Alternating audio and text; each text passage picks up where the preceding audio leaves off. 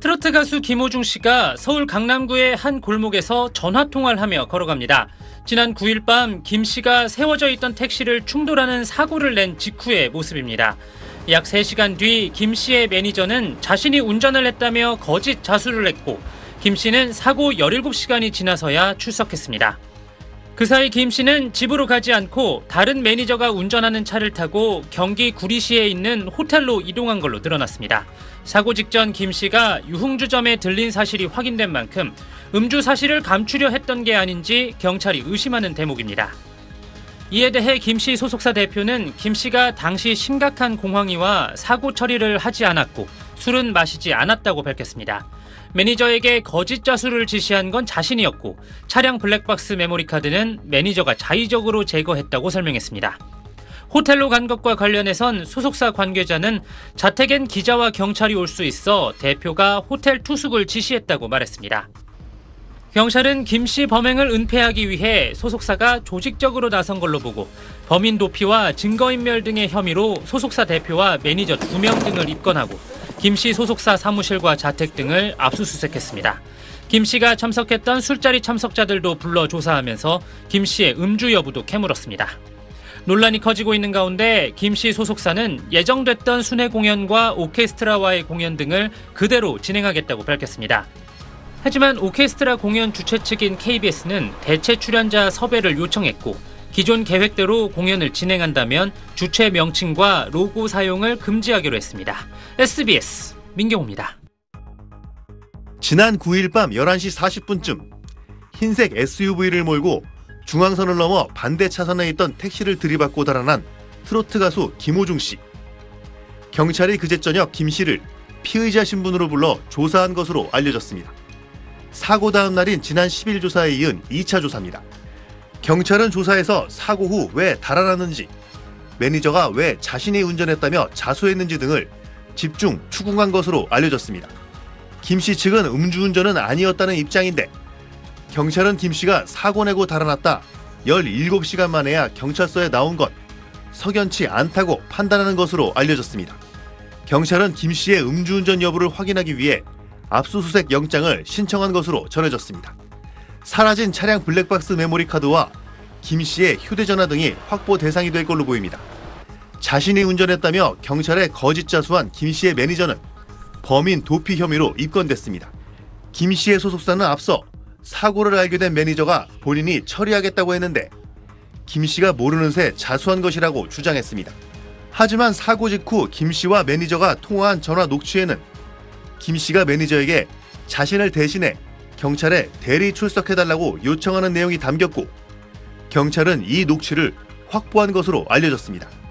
이런 와중에도 김 씨 소속사는 당장 이번 주말부터 이어지는 전국 콘서트는 예정대로 진행하겠다고 밝혔습니다. SBS 이효건입니다. 트로트 가수 김호중 씨의 소속사는 사고 당일 김 씨가 지인에게 인사를 하기 위해 유흥주점에 들렀을 뿐 음주한 사실이 없다며 음주 의혹을 다시 한번 부인했습니다.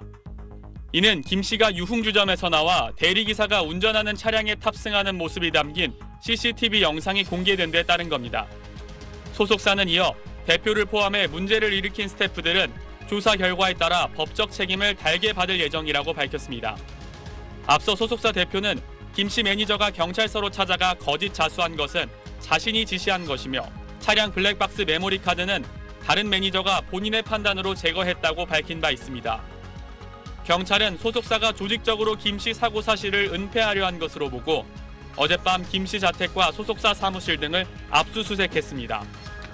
경찰은 압수한 자료를 토대로 김 씨와 소속사 관계자들의 행적을 구체적으로 확인할 방침입니다.